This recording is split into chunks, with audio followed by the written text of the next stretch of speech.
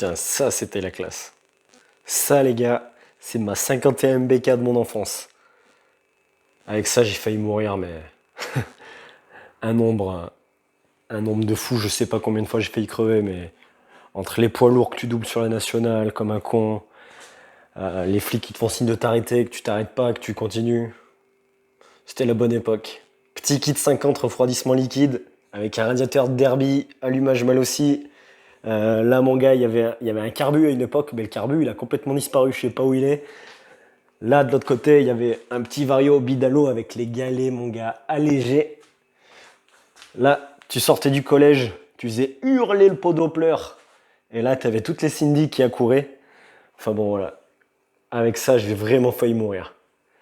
Mais vous n'êtes pas venu ici pour cette 51. Vous êtes venu ici pour elle.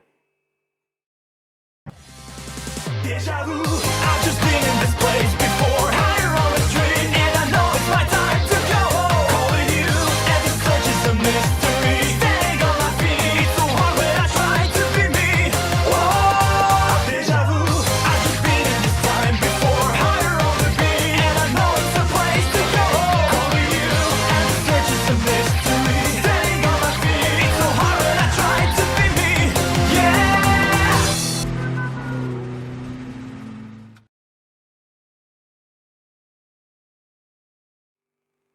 Un grand merci à tous pour les 30 000 abonnements sur la chaîne. Franchement, ça fait grave plaisir.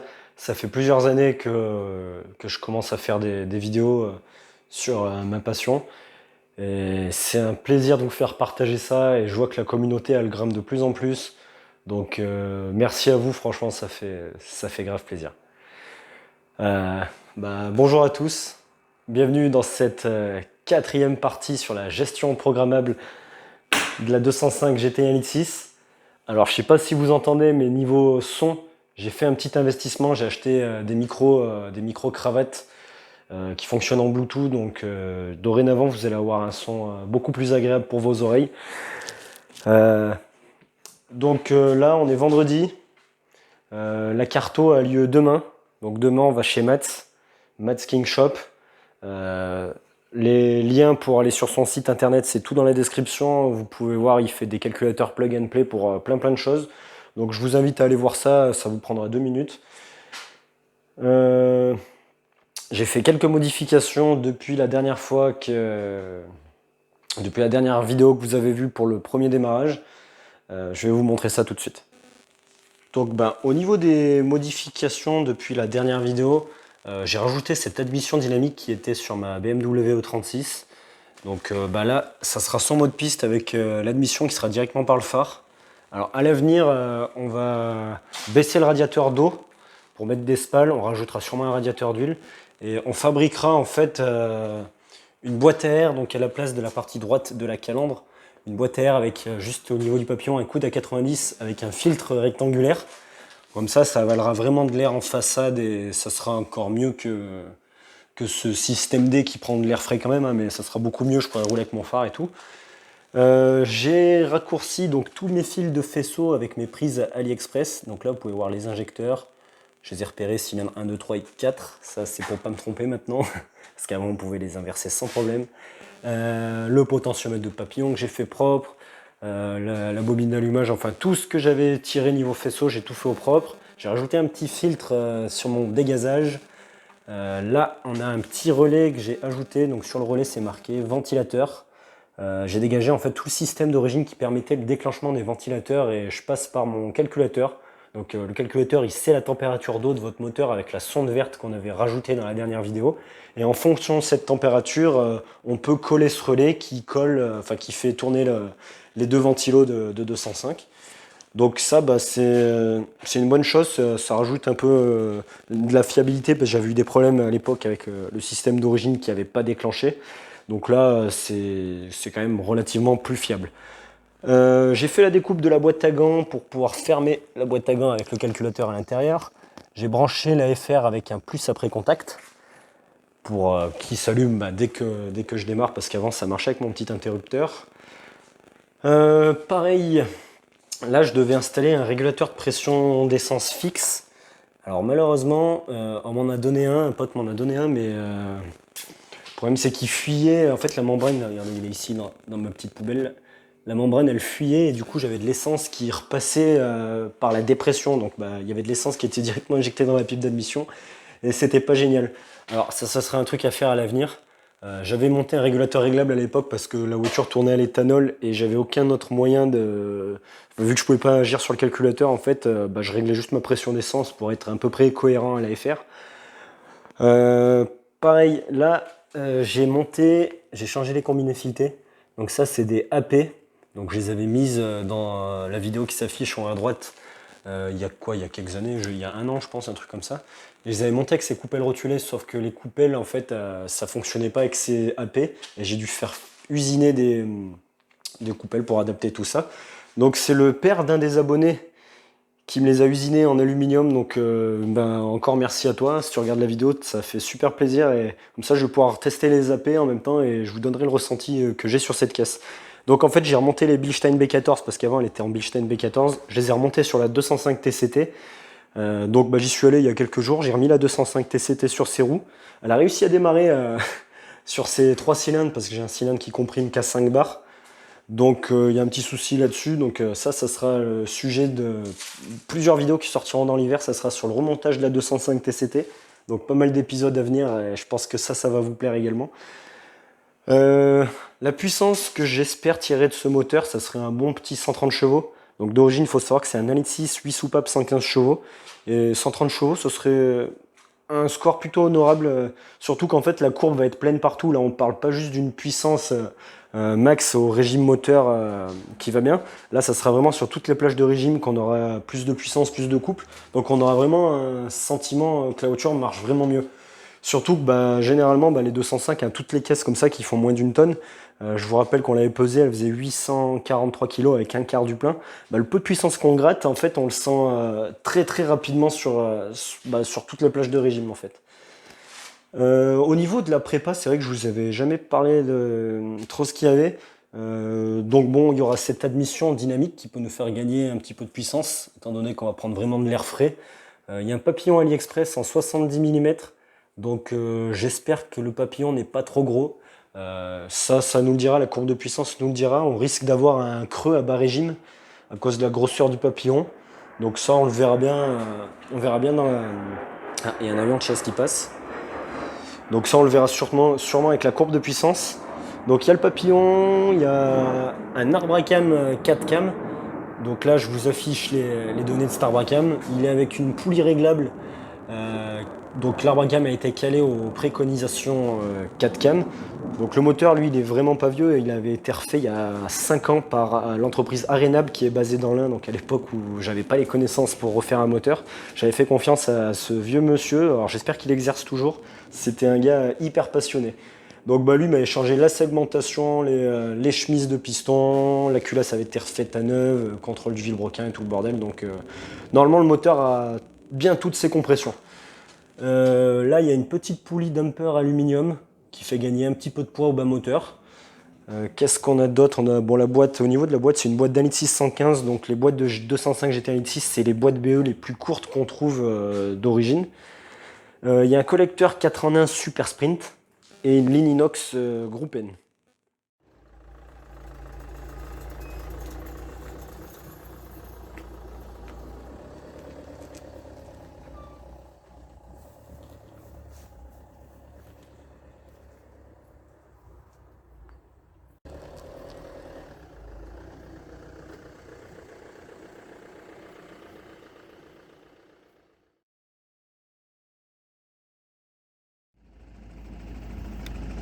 Bon les gars, on est parti pour 1h20 de route. Donc là vous pouvez voir que sur mon plateau j'ai installé des néons. J'avais fait une petite vidéo là-dessus mais je sais pas si elle va vous intéresser, donc je sais pas encore si je vais la sortir. Dites-le moi dans les commentaires d'ailleurs si ça vous intéresserait de voir ça. Donc là il est 6h30, j'ai presque 1h30 de route. Donc là on va faire le trajet et on va rejoindre Mats chez lui. Donc voilà, on est arrivé chez Mats, il nous a payé un petit café, super sympa. Donc là on va être parti au banc de puissance pour le réglage.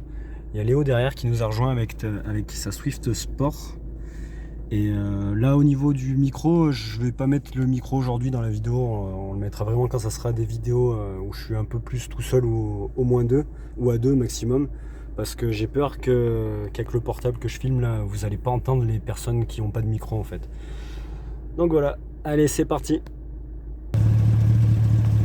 Donc ça y est, on est arrivé sur le lieu du réglage.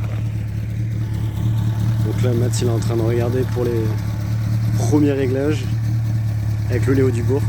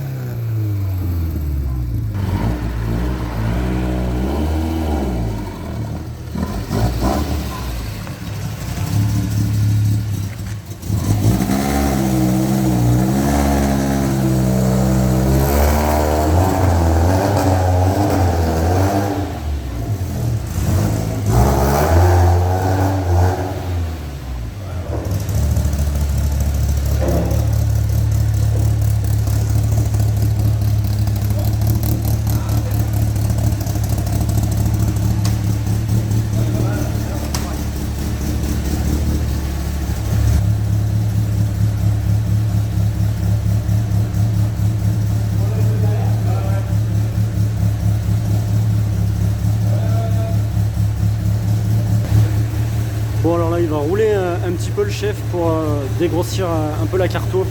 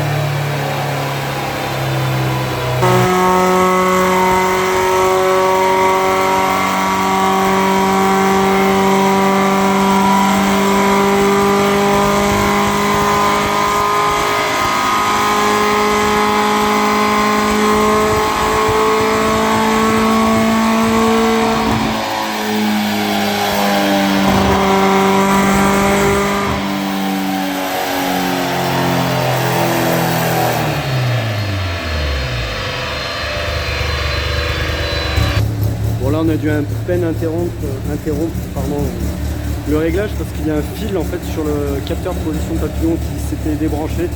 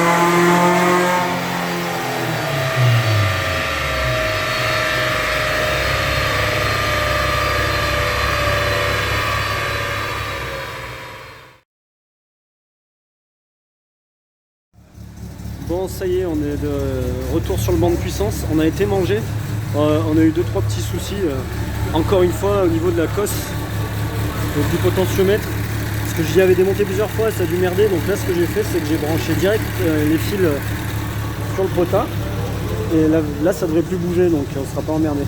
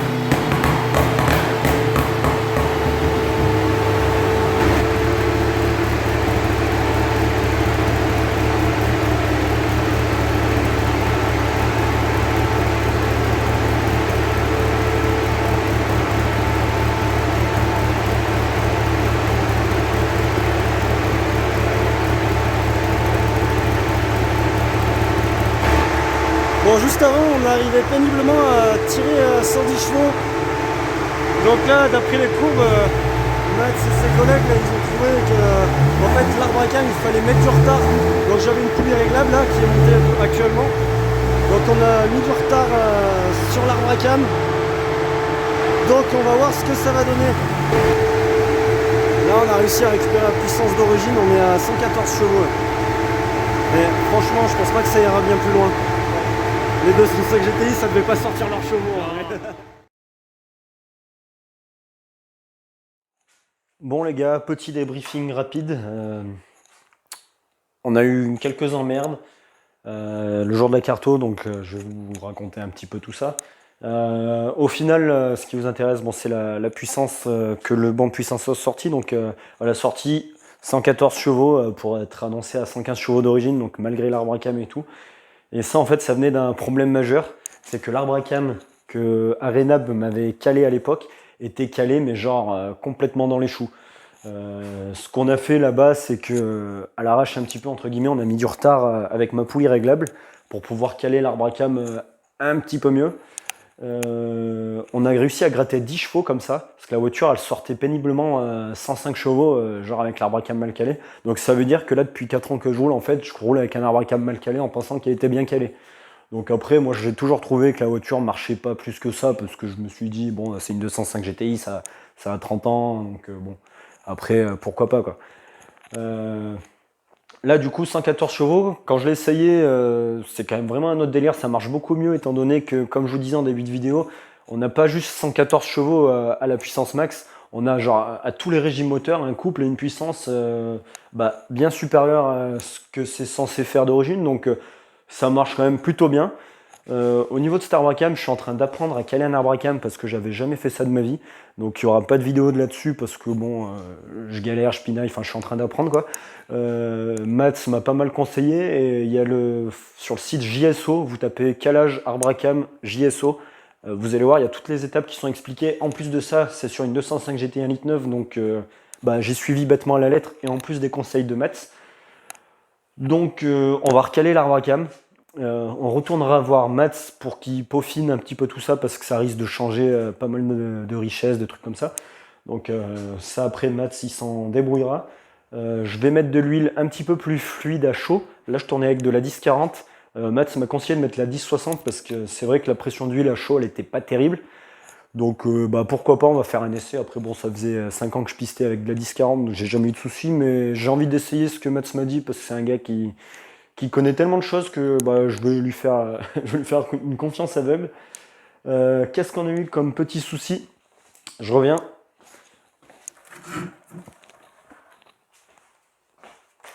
Voilà, comme petit souci, il y a eu cette boîte à air de merde. Alors, la boîte à air là que vous voyez, c'est la boîte à air que vous trouvez partout sur eBay, sur Cdiscount, sur Amazon, vous savez, tous les sites marchands un peu, même sur AliExpress, hein, ça doit être les mêmes. Ça vaut genre 30 balles, c'est un truc comme ça. Avec cette boîte à air, on perd 10 chevaux. Donc là, sur le moteur, j'ai piqué le filtre à air green qui était sur ma 205 TCT. Donc là, il y a un filtre à air qui bouffe de l'air chaud. D'ailleurs, pendant la carto, en fait, on a fait la carto sans boîte à air du coup. Et du coup, le radiateur est derrière, donc ça bouffait de l'air chaud, donc c'était pas terrible. Donc on a dégagé cette boîte à air. On a eu un souci, donc ça c'est mon fusible de ventilo. Ça fait genre 7 ans que j'ai deux ventilos de 205 Turbo D. Mon fusible avait jamais cramé et bien sûr le fusible il a cramé le jour de la carto. Heureusement là-bas ils avaient un fusible à me dépanner donc on a changé le fusible. Le moteur est monté trop haut en température et tout. Enfin du coup ça dégueulait du liquide de refroidissement sur le banc de puissance donc super quoi. Donc bon on a relancé Mats a relancé la carto juste derrière ça. À la base, on faisait la carto avec en papillon régime, en fait, en fonction de l'angle du papillon et du régime moteur, la carto était faite comme ça.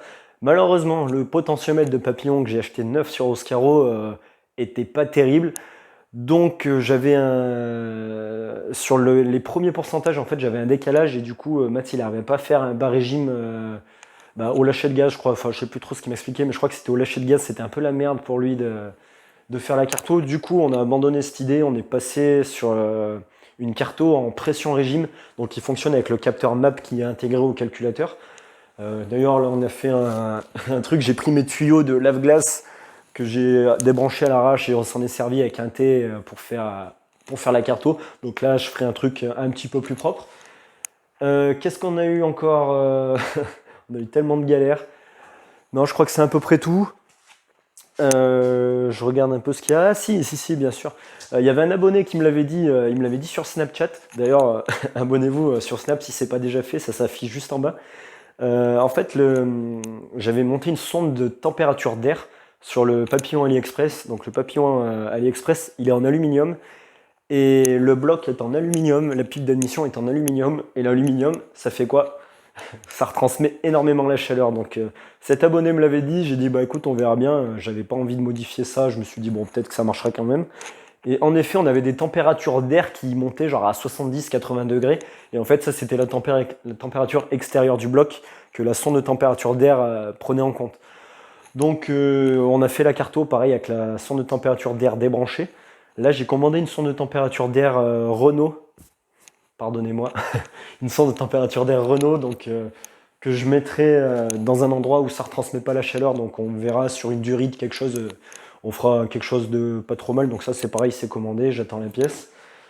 Le dimanche de la carto, donc le lendemain, parce que la carto roulait très bien malgré l'arbre à cam mal calé, la carto a été faite avec cet arbre à cam, donc je peux rouler sans problème en fait dans cette configuration. Donc le lendemain, le dimanche, on a été au circuit de la Châtre.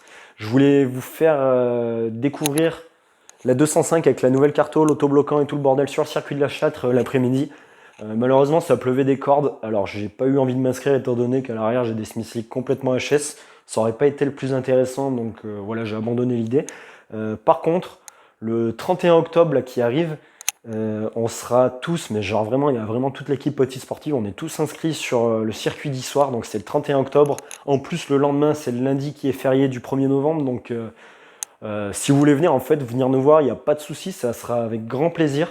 Alors, normalement, le circuit sera ouvert au public, vous pourrez rentrer sur les paddocks et venir nous voir rouler bêtement. Si jamais c'est pas le cas, j'espère que ce sera le cas, hein, normalement il n'y aura pas de souci, mais vous pouvez nous voir depuis le rond-point, le premier rond-point pour accéder au circuit. En fait, il y a un rond-point et il y a des grilles et tout. Et vous voyez la partie la plus intéressante selon moi du circuit, c'est la partie un peu plus sinueuse, mais qui arrive quand même assez fort. Donc, n'hésitez pas à venir nous voir. En vrai, ça fait super plaisir quand vous venez discuter, hein, soyez pas timide, au contraire, ça fait toujours plaisir. En plus de ça, il y a Léo qui a la Swift Sport Rouge. Qui aura des autocollants petites sportives à vendre comme on a sur les lunettes arrière des voitures. Donc vous allez voir Léo, que ce soit le matin ou vous le topez entre deux sessions, il n'y a pas de souci, hein, il sera là pour ça. Ou le temps de midi, c'est même encore mieux. Et voilà, il vous vendra des autocollants et tout, donc c'est cool. N'hésitez pas à aller voir la petite boutique en ligne également, que je vous mets toujours dans la description. Il y a Snap, il y a Instagram, il y a TikTok, tout dans la description. Il y a la page Facebook aussi, on est un peu moins présent en ce moment sur Facebook, mais pareil, vous pouvez y aller, c'est tout dans la description. J'espère que cette vidéo vous a plu, j'espère qu'on arrivera à sortir un petit peu plus de chevaux de cette voiture. La Carto était au samplon 98, à l'éthanol, il m'a montré une Carto d'une 206-16 qui au samplon sortait ses 136 chevaux d'origine, donc une 206-16, vous saurez que ça sort ses chevaux d'origine, et à l'éthanol, on grattait vraiment 9 chevaux, je crois, on avait de plus sur le banc de puissance sur la même voiture. Donc, pourquoi pas une Carto éthanol, peut-être une bicarto, on verra, parce que je voulais garder une Carto sans plomb, parce que l'année prochaine, on vous prépare des vidéos, on va faire un road trip en Italie, avec les sportives, et le problème c'est qu'à l'étranger, genre en Italie ou même en Allemagne, partout, c'est un peu, peut-être pas trop en Allemagne, mais c'est un peu plus galère de trouver de l'éthanol, donc je voulais faire une Carto sans plomb pour pouvoir rouler un peu plus, un peu partout avec, sans galérer à une station. Il y a un mode bicarto dessus, donc peut-être qu'on fera une Carto éthanol et une Carto 98. Donc à voir ce qu'à l'éthanol, si on arrive à gratter entre 5 et 10 chevaux, ça serait quand même aussi toujours ça à prendre, donc on verra bien.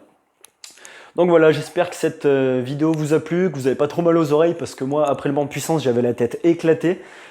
Donc si vous avez aimé, abonnez-vous si ce n'est pas déjà fait. Et puis on se dit à la prochaine pour les autres vidéos.